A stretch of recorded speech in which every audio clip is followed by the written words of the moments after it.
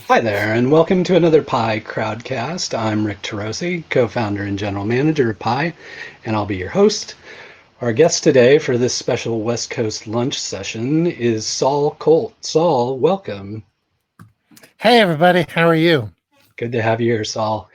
Just for by way of logistics, if you've never been to Crowdcast before, the easiest ways to interact with us are either through the chat over there, or if you have a question, please feel free to use the Ask a Question button down there. That way it'll get into a question queue that we can follow along with, and also allows you to upvote questions that you like. So if there's a topic in there that you would like Saul to address, then make sure and upload those questions, but also feel free to add questions of your own. So it looks like we got about 18 people in and people still rolling in.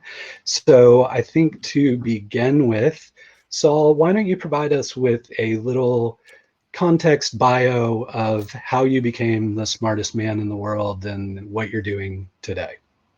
All right. So I run my own agency. It's a word of mouth marketing sort of creative solutions agency. I believe any problem can be fixed through creativity.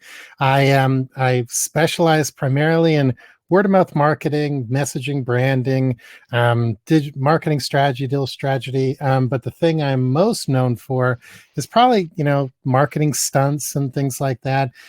Reason I'm most known for that is I talk about that stuff the most because sitting around saying, "Ooh, I wrote a wonderful 24-page marketing strategy document," just doesn't get people moist. So I talk more about the fun stuff than the boring stuff. But how I became smartest man in the world, I'm just really, really smart.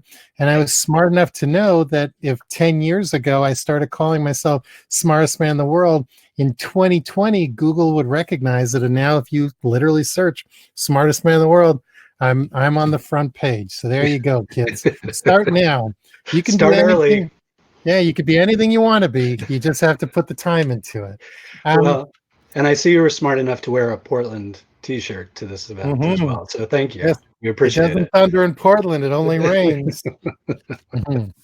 I know how to work a crowd. Yeah, you do. Um, I know we've talked about this before, but to encourage folks in the chat, one of the challenges for somebody like Saul, who is so good at reading a room, it's a little hard to read a room online. So if you want to be typing stuff on chat, let us know how this stuff is landing. That'll help Saul kind of keep his presentation on track, I think. So Well, if you know me well, I don't care how it's landing because I'm going to give you the information either way. I just, my goal at the end of this is for you guys to not notice my oily T-zone and to get something really rewarding out of today. So hopefully you leave with some value. yeah, well, I'm sure we'll get plenty of value out of this. Mhm. For folks who might not be as familiar with the terminology, can you just give us the very basic what you mean by word of mouth marketing in this day and age? Yeah, so word of mouth, there's a bunch of, sort of dictionary definitions and things like that. I strip it down to the basics. Word of mouth marketing is usually a little bit more on the inexpensive side of marketing. You're not paying for Google ads and things like that. But really, when you strip it down to the bare essentials, it's doing really incredible things or creating incredible experiences that are going to get customers or really anybody who's witness to what you're doing to turn to someone else and say, "You'll never believe what I just saw," or "I just heard the craziest thing." And the reason word of mouth works so well and the reason it's so important and unfortunately often neglected or not valued is when you think of referrals and when you learn about things, for some of you on this crowdcast, maybe 10% of you know who I am, 15% of you know who I am. If I tell you to try something or do something, you probably got maybe a 30-40% chance of actually doing it. But if Rick or someone you absolutely know, trust, like know, like, and trust, KLT, that's sort of the underlying rules of word of mouth. If your best friend or someone you already know, like, and trust tells you to do something, the chances of you doing it are 90%. Hmm. I usually make up all my numbers. That's actually a real number that's from all sorts of tests and research and stuff like that. So the goal of word of mouth is to, sometimes it's incentivize, sometimes it's just to wow people into literally turning to someone else and saying, you got to check out this brand. This product's really great. You'll never believe what I just saw, et cetera, et cetera, et cetera. And I'm really good at it, but at the same time, it's hard. It's hard for somebody who doesn't have the background to just jump into something like this. And it takes a little bit of trial and error to figure out the nuance of every different company and every situation. So when if you're inside a company and you say, we want to do all these cool things, a lot of people will just stick to the stuff they know. It could be twice as expensive and not as result driven, but it's just like, well, we'll just invest more money in SEO, or we'll just buy more paid ads and all these things. And that's wonderful. But think of right now, and I don't want to harp on COVID and everything that's going on, but if you think about right now, you would absolutely trust your friend over any message that you see online from a brand. And that's really why you should be doing word of mouth all the time. It shouldn't be the only part of your marketing. It should be part of your marketing mix. And but it should definitely be something that you invest time, energy, and budget into. So give us some examples of, for folks who don't know you, of campaigns you've run or stunts you've run that you're really proud of. So I'm proud of everything I've ever done, because that's just I try not to do anything that I would be really embarrassed by or not just not proud of. It's just not how I operate. But taking that to a next level, some really cool stunts I've done. Let's see. This year, an AI machine learning company said to me, we're going to Adobe Summit. So it was last calendar year. We want to have the best booth in the place. What can we do to get people to stop? We have a limited budget. We're going to be right next to people who have millions of dollars invested in these crazy, crazy booths and stuff like that. So, everything we do is really about understanding the problem, figuring out a custom solution. It's never, plan A, pull it out of the Rolodex and do it over and over and over. These people, their product was that they find lost data inside of servers and all sorts of crazy places, and they produce revenue and value for companies. So what we created was we built a 8-foot by 6-foot server wall.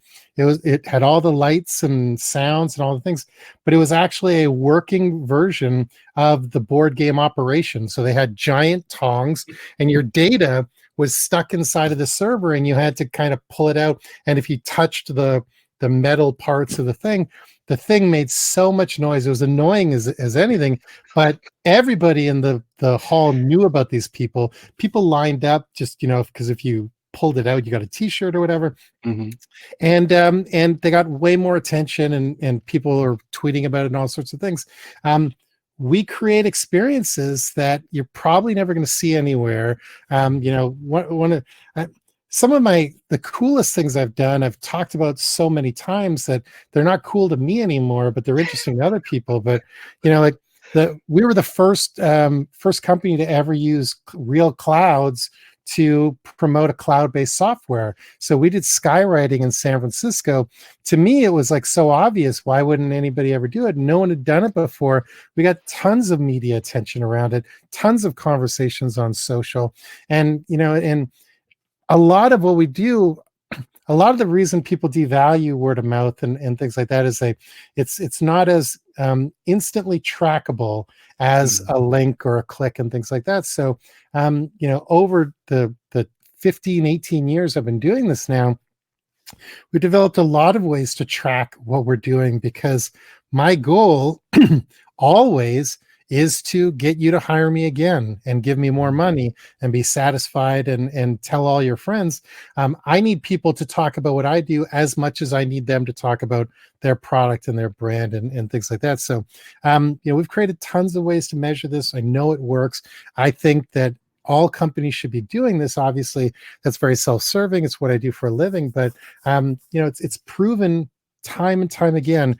Like, this doesn't replace your paid and all sorts of things, but we could keep your PR company busy for years. We could keep your people talking for years. And it's not always just stunty stuff.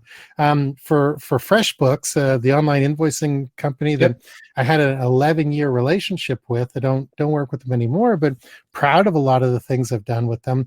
We created a monthly touring event that I believe has stopped in Portland twice, maybe 3 times. And, it's easy to say, oh, well, we create an event, but the basis of creating that event, and like I said, we identify the problem, come up with a solution. The whole idea of creating the I Make a Living event was that, FreshBooks in the early days was like a love brand. People were getting the logo tattooed, and then all of a sudden it became, very, very profitable, very like revenues through the roof. But people thought of it as like a utility, almost like a Microsoft, and it wasn't. People weren't falling all over themselves. So I was brought in a third time. So three tours of duty with the company over 11 years. I was brought in, and they said, "How do you fix this?" The fact that people don't really care about us anymore from an emotional standpoint. They care about us from a product and company standpoint. And I interviewed a bunch of users. I interviewed a lot of people in the company, and I realized that the brands who were using FreshBooks were struggling. There's a million places you can learn to launch a company. There's not a million places you could learn to run your business 9 months in. And I think that's one of the reasons like Pi is so valuable and things like that, but on a different scale. So the idea behind I Make a Living wasn't just let's go to a different city and create a little event. The core idea behind it was small business group therapy.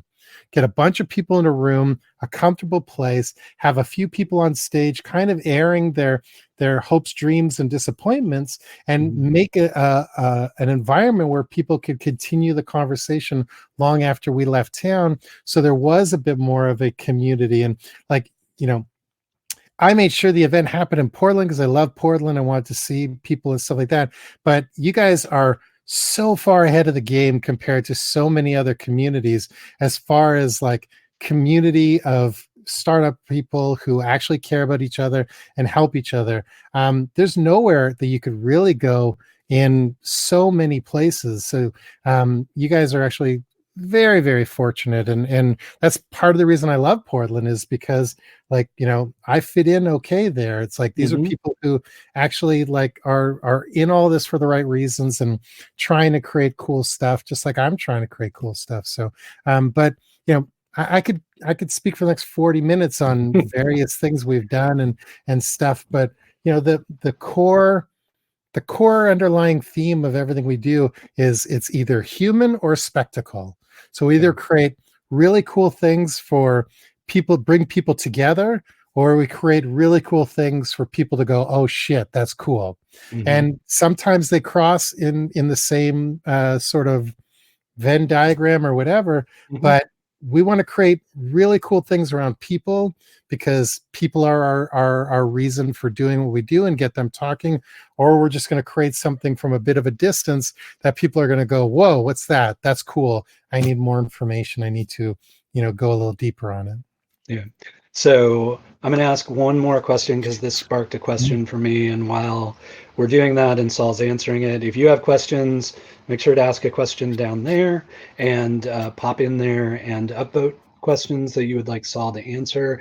But my final question for you, Saul, given much of my experience with your work, the face-to-face interpersonal dynamic has been a huge part of the work you do. How are you adapting to this kind of new normal that we're all existing in right now? So I would say I'm not quite sure how I'm trying a bunch of different things. So a lot of what I do is bringing people together in real life. So I've transitioned into, or I should use, I've pivoted, because that's the cool kids speak. But I'm doing a lot more. Well, one, I'll say a lot of my projects were canceled, so I'm doing a lot more content creation for myself. I'm pitching a lot more content creation. I actually developed it, I'm sitting on so many cool ideas that I can't get brands to buy into right now, because and this isn't a uh, this isn't a bad thing. It's just a reality thing. A lot of people I'm talking to are afraid to do anything right now, because they just assume they're going to be like out of a job, and they don't want to put their name on anything, or risk, anything risky. But I've actually developed a way of creating, play Family Feud on Zoom, and Hollywood Squares and all sorts of things. We're spitballing crazy ideas to try to get people to still do interesting things, because all these events, a lot of companies are just shutting them off altogether, when people like you are still bringing people together and still creating value online. There's so many opportunities to still do some stuff online, until sort of the world is ready to go back and bring people together. I've been pitching direct mail to people. I think this is maybe the best time in the world to, who wouldn't want to get something delivered to their house? And it doesn't have to be a crass, swaggy sort of thing. Imagine if you sent a donut to every one of your customers or something. There's so many different things. So I do a really bad job of even describing what is possible through me. I can go into anybody's company and fix every problem in 15 minutes and see all the errors. I'm very blind to my own stuff. So I'm probably not even pitching what's possible really well. I just keep pitching and hope stuff thing. But I'm not waiting and seeing. I'm not, riding this out. I'm very proactive, which I think everybody should be.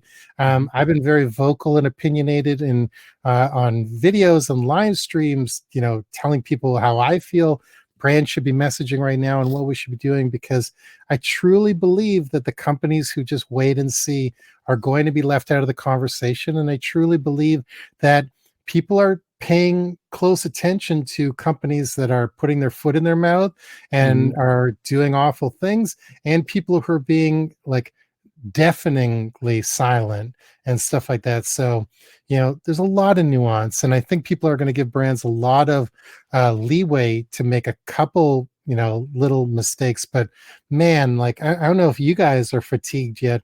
I'm fatigued with all these ads that are just the creative brief is literally, we need a doctor, we need an American flag, and we need a car, and it's stuff like that. I'm everything looks the same right now. So why wouldn't you take a chance and sort of do something a little different? The littlest effort, you're going to stand out from the crowd, because everybody's sort of following the same sort of pattern right now. And it's okay right now, but I don't think it's going to be okay in 3 weeks from now or 2 weeks from now. So I'm encouraging people to absolutely not forget frontline workers. They're saving our lives. They're doing things, but donate a bunch of money. Don't make a $1 million ad that tells you how much you love these people.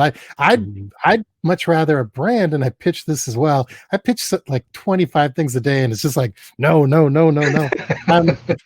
I pitch to people that their entire campaign should be a black screen that just says, instead of spending $600,000 on creating a beautifully polished commercial, we donated it to frontline workers. Wouldn't you feel much better about a brand who does that than someone who's hey, in these uncertain times, buy a Toyota? That stuff is really kind of it's grinding already.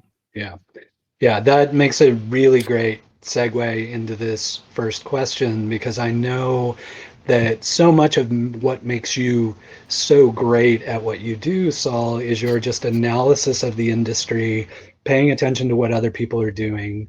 And so this first question is, besides your own campaigns, what is your favorite word of mouth campaign ever? And what made it so special for you? So I'm of the belief that there are no real new ideas anymore. A lot of people think that that's crazy. I don't, the whole lone genius concept is like mind-boggling to me. If I have a superpower, it's that I know every idea that's ever been done, and I can massage them and create them and improve them and do all sorts of things. So I'm like a walking encyclopedia of cool, things.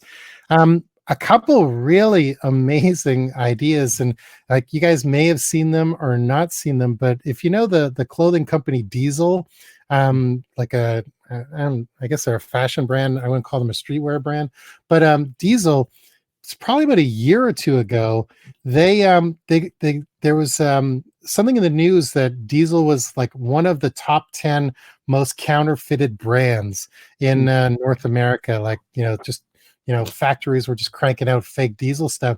So they did a pop-up shop on Canal Street in New York, where a lot of like the fake bags and things are bought. And they created a Diesel pop-up shop selling real diesel product, but they created the myth around it that it was all counterfeit, and people were standing in line thinking that they were getting this contraband, crazy reckless thing, when they were just buying a poorly designed, they were buying real product from a poorly designed pop-up shop that didn't have all the beautiful finishes and everything. Like, it was almost like if you've ever been to like an Old Navy. Old Navies are kind of designed to be, packed up in a truck in 30 minutes if they need to be. This was sort of the thing. So they created their own counterfeit shop. I thought that was really great. Last year, Skittles, instead of buying a Super Bowl ad, they invested like $1 million or something ridiculously stupid, and they created a Skittle Broadway show. And they got a theater and actors and the whole thing. And they did about 25 performances of this crazy Skittle Broadway play. And it's sometimes it's outrageous, sometimes it's not outrageous, but like these are things that people will notice and talk about for years and years and years. And obviously these are brands who have a lot more revenue and budget to play around with, but there's some great campaigns that people have done for very little money, and it's just even like Domino's Pizza. For the last couple of years, they've invested a bunch of money in fixing potholes in cities so their drivers wouldn't be late to deliver their pizza. So the whole idea is, the shtick is that we want our drivers to get there in time so you get your pizza thing, but they're actually kind of just investing in the city, and they put their logo on the pothole. So all around town, you've got these Domino's logos all around the street, and like the city doesn't really make them stop, because they're literally investing money in like things that the city either can't afford or doesn't have the bandwidth to get around with. There's a lot of real cool things that people have done. So I'm in awe of a lot of things. And I know when an idea is really cool is when I get jealous that I never thought about it. So when my like anger level goes up, that's how I measure where I think something's really cool or not. Nice. The Saul angry meter will help us figure that out. You touched on this a little bit, but maybe you could share some more detail on how you quantify the impact of a word of mouth campaign or event marketing. Like what kind of metrics or timelines are you tracking there? So the number one thing I do, I'm really bad with timelines. I think 2002, 2003, I was the person that launched Zipcar, the car sharing service, into Canada. So I was their only employee. I ran the whole thing. And one of the things that existed in Canada before it existed in the US operation of Zipcar is when you signed up, there was a blank field that just said, "How did you hear about us?" And This is something I ask for almost every brand I work with, because like I said, this isn't trackable. This is people talking, and we've done all sorts of things by giving people codes and hashtags and things like that. Those are all the obvious thing, but like the thing with word of mouth is, I could tell you, Rick, about a cool restaurant, and it may take you 6 months to actually get around to going. So are you going to remember a coupon or, a code or anything like that? You're just gonna be like, man, I've driven by this place 25 times and Saul keeps telling me I should go. Finally, the sun, the moon, and the stars collide, and I'm going to go in. But, when you sign up, it's interesting to see. So anyways, I've always asked for, how'd you hear about us? And that's almost the only report I would look at every morning. Why are people signing up for things? So when I was at FreshBooks, there was 1 month where not 1 month, there was 1 year when 62% of the business came in was directly from things that I was a part of, we touched. So you'd see like South by Southwest, or you'd see all these things, but it could have been months after the event ended and stuff like that. So word of mouth is something that isn't always a immediate one-to-one call to action, drive people to thing, but it does have like longer lasting effect. And I guarantee you, if somebody's like baked in their brain, I've got to try this thing for 9 months or something like that, when they finally get around to it, they're going to need that thing so much more at that moment that probably they're not going to churn out just because, a little snafu or something like that. So how'd you hear about it is a big thing. Do a lot of, email follow-ups with people. You meet 200 people at an event or whatever. All the magic of that stuff happens like after the event and the follow-ups and things like that. So we've got tons of different ways that we like survey people and things like that. Surveying is actually another thing that I do all the time. If you guys want, one super simple, easy takeaway, twice a year, I always send surveys to all the customer base of brands I'm working on, and it's the simplest 5-question survey. And what you actually ask these people is immaterial. So I usually ask them, I might ask them what events they go to, what magazines they read, things like that, so I could build an idea of what events we should be going to and things like that. Usually 2 of the questions are just silly. What's your favorite color? What's your favorite thing? It doesn't actually matter what you're asking them. The reason I send surveys twice a year is, I'm bad with math, so let's keep the numbers easy. Let's say you send them to 100 people. 22 of those 100 people are going to open the email, and maybe 7 of those 22 are going to respond. I want to know who those 7 people are who respond to my survey, because they've self-identified themselves as super fans. So when I want to work with influencers, I have a very different impression of influencers than thing. I would never work with a celebrity. I would never work with somebody who's like a YouTube thing. My idea of an influencer is somebody who loves my product, who's going to talk about it. I can amplify them and I can make them things. So if 7 people out of my 100 respond to the survey, I already know they care about the brand. I'm going to call every one of those 7 people personally, give them a very different sort of like way more human and personal approach to just ask them what they love. Anything that I would actually ask in a survey that I cared about, I'm going to ask them over the phone and in person. So I build a bit of a rapport and things. And then when it comes to, people that you want to give, free trials to, or people you want to invite to events or things, I always go to those people who raise their hand and identify themselves first, because they actually care about the product and they've shown that they will talk about it, or they will jump through a small hoop. And then, I maybe that second group of the 22 that open, and maybe they're on the next tier, and all those people who never open the email, I'm not going to burn a lot of energy on personalizing things or things. So I want to build, that 7 people, make that 7 turn into 30 people, make that 30 people turn into 100. And it's way easier to convince the people who raise their hand and say they want to do stuff, they want to talk about your brand, than try to convince the people that don't care. And, we want to do another quick, takeaway. We need like those big neon signs that say, write this down. The 2 biggest secrets about word of mouth marketing is no one will talk about your brand if you don't give them something to talk about.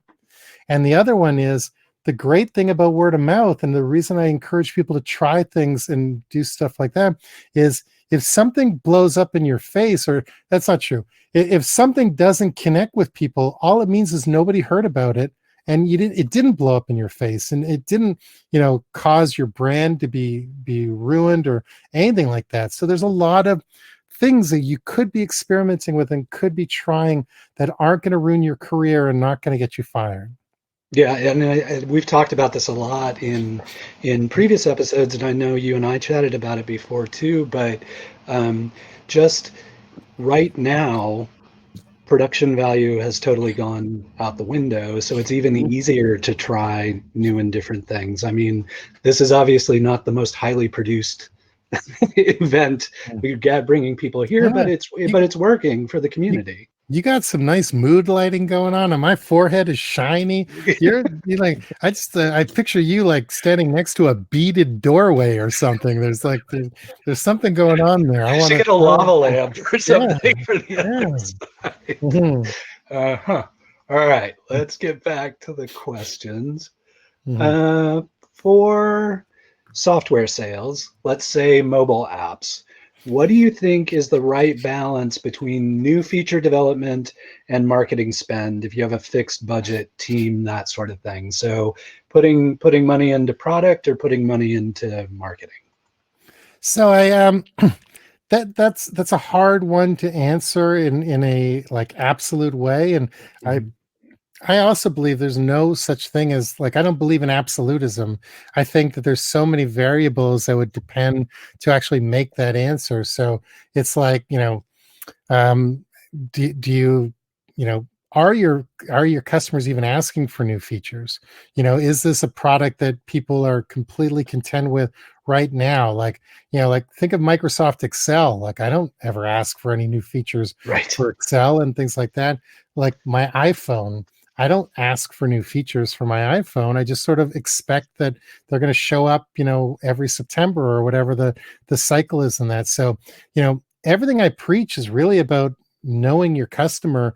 Like, if the reason I said about talking to those customers personally, besides of getting them to talk about your brand and sharing word of mouth, they're going to tell you so much about like your product roadmap and give you things that you're not going to talk with. I never out brands that in any of these conversations.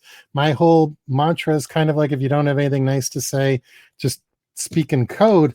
But a company that I had a long relationship with, the number one argument I had with them is their product team was designing a product for people they'd never met. And I think that's like a really dangerous thing. So I couldn't tell you if you should invest more in marketing or product development, but your customers could tell you for sure. They would tell you what you need. I think also like your CFO will tell you a little bit of where you should invest, because if acquisition isn't going up and people aren't using the product, you probably have to invest a lot more in marketing spend than product development. So like I said, there's tons of variables, but your customers will tell you, your revenue will tell you all sorts of different things, but you should never turn off marketing. I think that there's obviously there's trends of time of year and various things like that. And maybe you invest 3/4 of your market. If you're an accounting software, obviously January is switch month for a lot of brands. So you want to be running October to the end of January. I'd put probably 45 or 50% of my budget into that time of year and things like that. And there's things you'll just learn over time. But I wouldn't create a bloated product if nobody's using your product. So it's almost like, if you think of like a seesaw, it's like, get a bunch of people in, build a couple more products, keep them happy, get a bunch more people in. So it's really not a firm, this is right now and this right now. It's like, it's like, it's always just kind of waving and stuff like that, or at least like people who are really involved in their companies. Like I did something similar to this and Ask Me Anything last week, and one of the questions was, how would you shift your marketing plan to right now going on? And I said, well, if your marketing plan is a true marketing plan, then it's always an agile, sort of ever evolving thing, that you're taking the temperature of your customers, always kind of knowing what's going on in the environment, the world, and your customers, and making adjustments all the time. It's only people who, like, and this is the why I don't like absolutism. They say, here's our 12-month plan, and we're never going to look at it again until we have our board meeting next year. So I probably didn't answer your question, but I think that, No, I think you did. yeah, like I would ask I would ask that question to my customers. Okay, that's great. That's awesome. This one, I'm surprised it only has one vote, but it's no question. I just think Saul is wonderful, I which was of agree. course submitted by Saul. So Yeah. well, now it has two. All right. So because this because this is an Ask Saul Anything, this one seems really appropriate. How did Vince Carter change things for Toronto? So I've got my Portland Trailblazers t-shirt on. I'm a huge basketball fan, and it's funny, like those '90s Trailblazers, the Drexler and Porter. That was my dad's favorite team. So I actually grew up like a Blazers fan. Then I became a Knicks fan because I loved Patrick Ewing, and now I'm like a hardcore kind of like Blazers / Raptors are like my favorite teams and stuff like that. So, but Vince Carter changed everything for Toronto. People give a lot of credit to Kawhi Leonard for bringing us a title, and Kawhi was great and he was so important, but Carter changed a country. And there's a documentary about it if you guys are curious about it. It's not the greatest documentary, but the core thing is pretty cool. But up until I guess 96, 97, I think Carter came in around maybe 2000 or so. Basketball was like the fourth sport in Canada, behind lacrosse, which, like, I don't even know if anyone even knows what lacrosse is or anything. So it was hockey, lacrosse, maybe soccer, and then basketball. And we had no Olympic program, we had no national program. And when Carter came, and the Raptors never won anything, we got, I think, to the semifinals one year and stuff like that. But the fact that there was excitement and we were on TV and it was the country's team, people started putting basketball nets up in their driveway, which was never like a thing before. And people, like, you started actually getting sneaker shops, and people cared about, like, just way different, like, mindset. And there were basketball programs for people who weren't just prodigies and things like that. And we had like it took years, but now we actually have an Olympic program. It's not the greatest program, but we're no longer an embarrassment. We at least can hold our own with, like, countries like Greece and Israel and stuff like that. But a lot of it has to do with Vince Carter just creating a ton of credibility and legitimacy to an organization that probably could have toiled away in obscurity for many, many years. We could have easily been the Minnesota Timberwolves for forever and stuff like that. So Vince Carter was a huge thing for the team, and I'd say through the ups and downs, like, there's been some highs and lows, the Raptors have been a pretty reasonably consistent team for the last, like, 15 years. We usually, always make the playoffs, get knocked out by LeBron. But for the most part, we've built a real infrastructure now for basketball, where I'd say easily it's the number 2 sport in the country now, behind hockey. And that's just because hockey's got 100-year head start, and like, bunch of racist, like, people love hockey too. So you can never win with racism. But that's my answer. Okay, cool. Thank you. Melody, I saw you asked a question in chat. I'm going to move it over to the question queue. So if folks want to upvote that, we can get that in. Here's one. White claw machine. Brilliant or ridiculous? It's brilliant. Like, well, as long as the claw doesn't open the cans and they get, just destroyed everything. But, like, that's the kind of stuff. And, like, so the question above that is, these are fun examples, any examples of small business. A claw machine, isn't going to cost you that much money. You know, White Claw's, you know, a brand with a lot of traction right now and a lot of media attention, but there are tons of examples of brands doing cool things for not a lot of money. I did something just the other day. I don't have it here on my desk, but I made one of my clients before the world changed was a data research company that basically did like virtual focus groups and things like that. And their whole, you know, brand promise was, you know, don't put an ad out in the world that could backfire in your face. Test it with real customers and get feedback in real time before you know, sort of throw something out there. And one of the things we made for them, which was very inexpensive, we made custom Magic 8 balls that every time you flipped it over. So the idea of Magic 8 ball is, you know, what am I supposed to do? You flip it over, and every one of the answers was their website URL. So it's just like, don't take anything to chance. It's just like, what should I do right here? Well, you should test that answer and things like that. Like the Magic 8 balls cost like, you know, I think $4 each. We made like 100, 200 and stuff like that. There's tons of things you can do that aren't expensive. You know, all these virtual, you know, happy hours and things cost nothing. You know, they cost your $40 Zoom thing. You know, I don't know. And I'll think of some more examples, but there are hundreds of things you guys could be doing that just, you know, it's like a real like a throwaway idea. I am a year ago, 2 years ago, we mailed out 300 packs of seeds to people that we basically just wrote this note that said, you know, we really wanted to send you guys flowers to your office, but flowers are really expensive and we're a small company.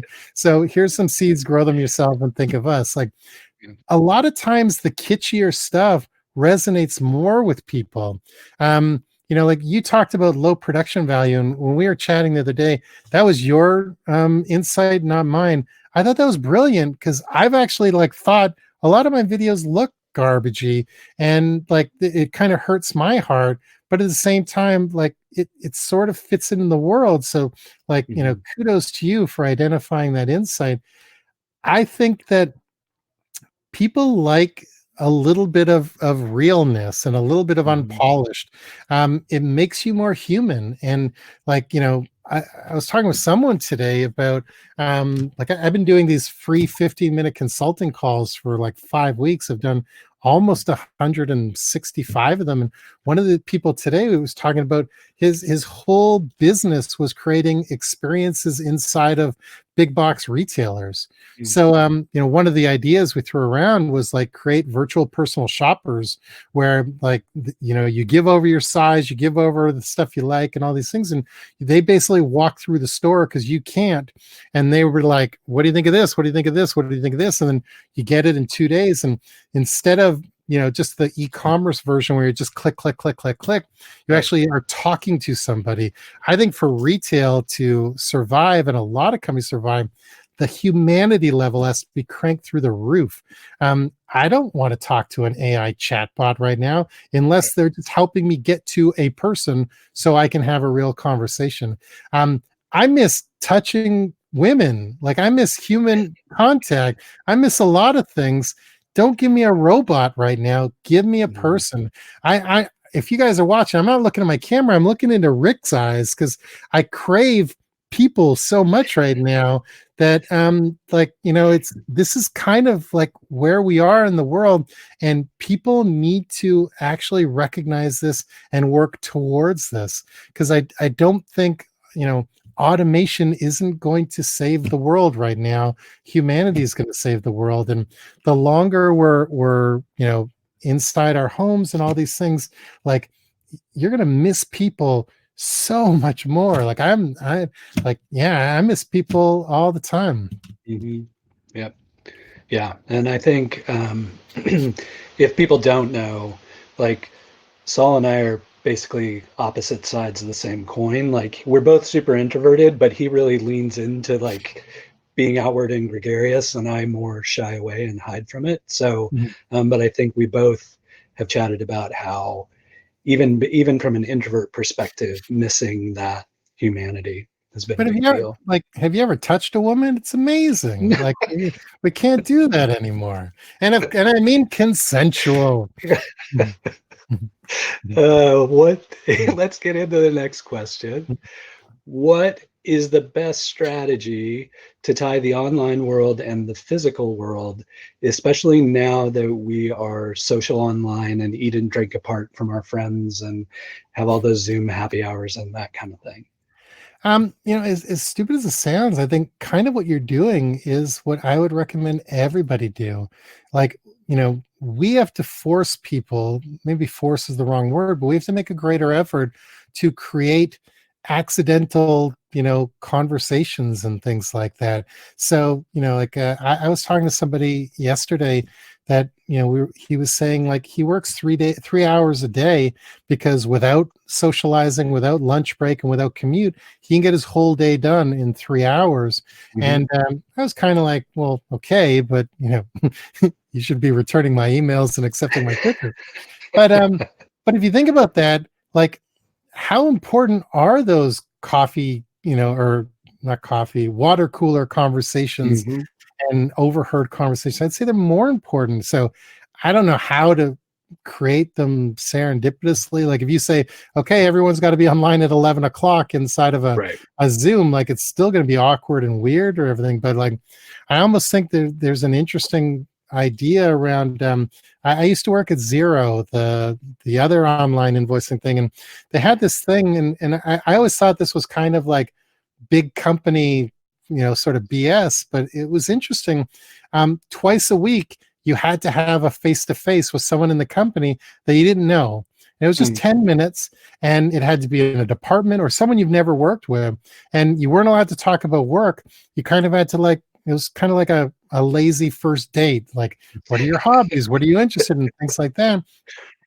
But it created a bit of a different feeling you had for coming to work because you knew more than 6 people that you worked with all the time and things like that. So I almost think like companies have to like work those things in more. So that's more from a personal side of things, from a professional side of things, or like, companies like, I sort of told you already about that idea for e-commerce, create, like these real high touch opportunities for people to interact with a brand. And when you talk about the real world and the physical world, or online world, physical world, from all the data people out there and people who love that stuff, imagine how many more data points you'd have of a customer if you're a retail store, if you know every measurement of theirs, like they like this 6 colors and that 6 colors and like all this stuff. And you're not only able to walk them through the store and say, I think you'd like this. There's opportunities where now I can go to Macy's or whatever clothing, department store you want to, fill in the blanks, and just say, I have to go to a wedding. They know everything I've bought in the last year. They can either put my wedding outfit for me from my own closet, or they can say, or how about these 2 things, and build me from top to bottom, tie to shoes, what I could wear to this wedding, because they know everything about me and it can be delivered to me in 48 hours. Yep. So there's so many ways to reinvent retail. I think that, it's going to be difficult because a lot of retailers were caught completely flat-footed on this, but there are some really, really interesting opportunities for brands to come out of this completely reimagining how almost everything we do looks. And like, I hope we're not, I hope we don't shift to a world where we're indoors far more than necessary. And I want everyone to stay safe. And I'm not one of these people who, are banging the drum saying, I want to go to McDonald's and stuff like that. But like, I think there's going to be a hybrid of what we knew and what's possible.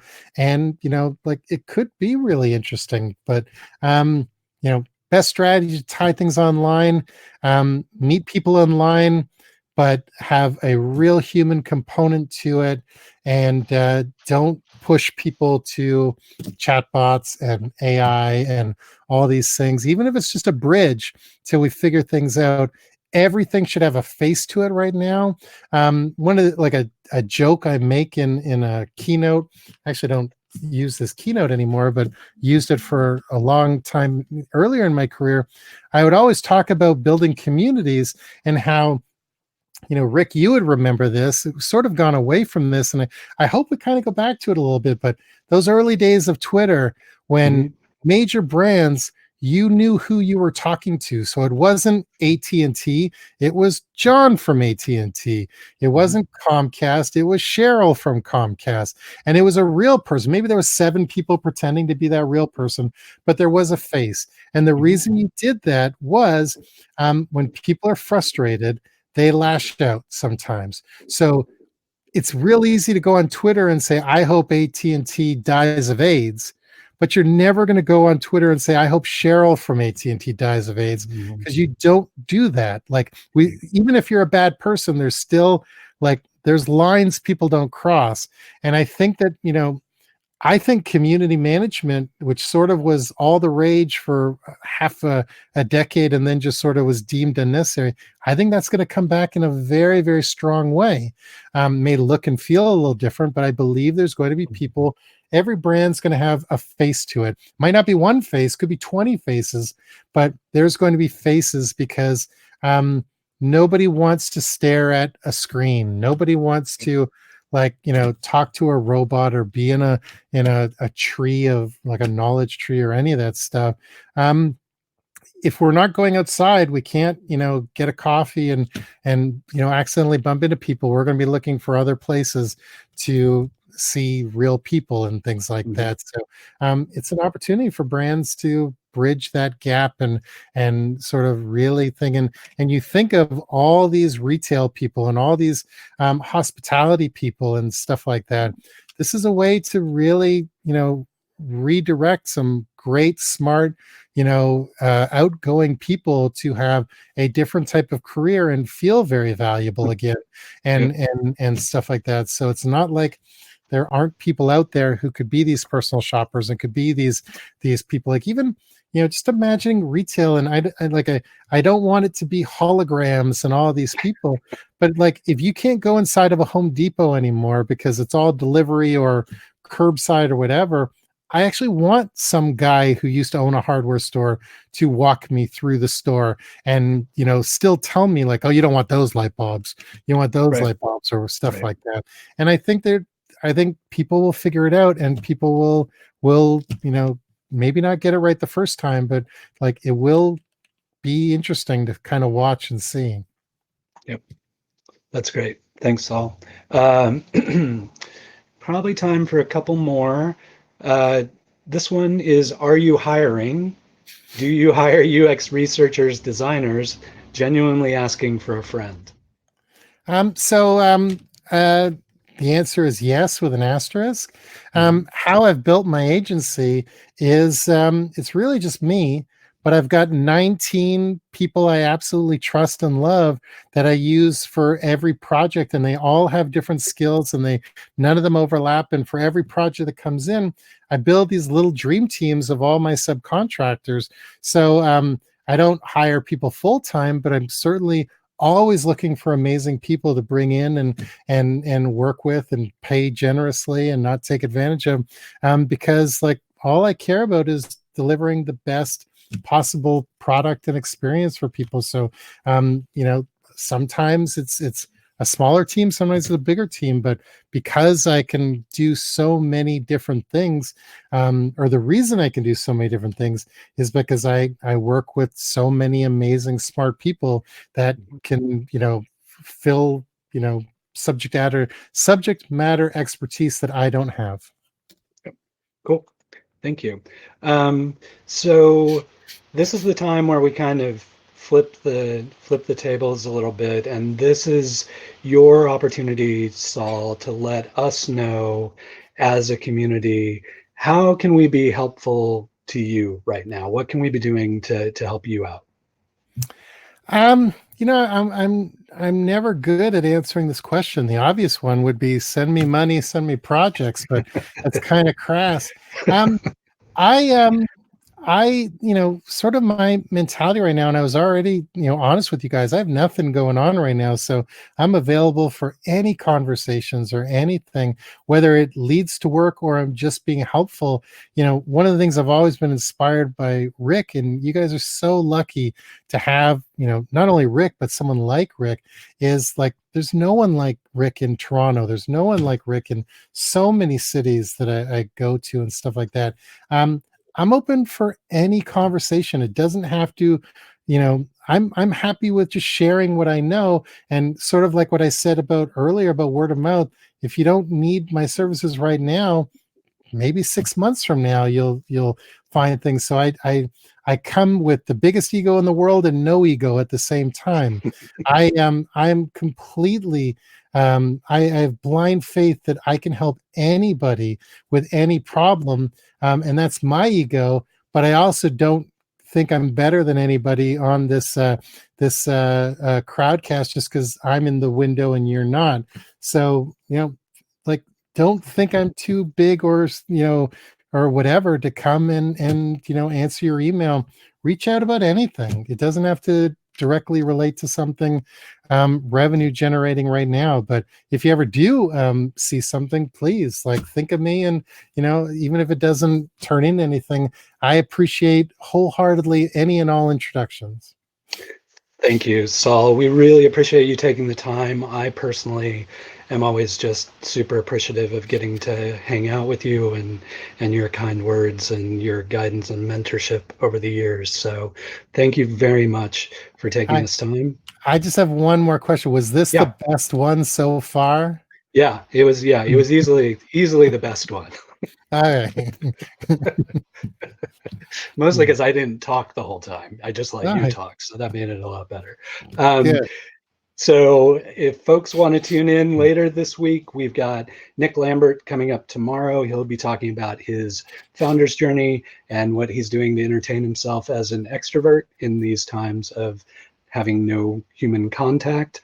And then on Thursday, for all of us who are now work from home types, we'll be talking to a panel of remote workers who've been doing this kind of thing for years to help you kind of get a better understanding of how to work from home and how to get the most out of that. So that will be Barrett Brooks from ConvertKit, that will be Cami Chaos from Automatic, who will be returning, and Darren Buckner from WorkFrom. So please tune in if you have the time. As always, this will be saved right here at this link, and we'll upload it to YouTube as well. So thank you very much for tuning in. It was great to see everybody. And Saul, as always, it was a pleasure. We'll talk to you soon.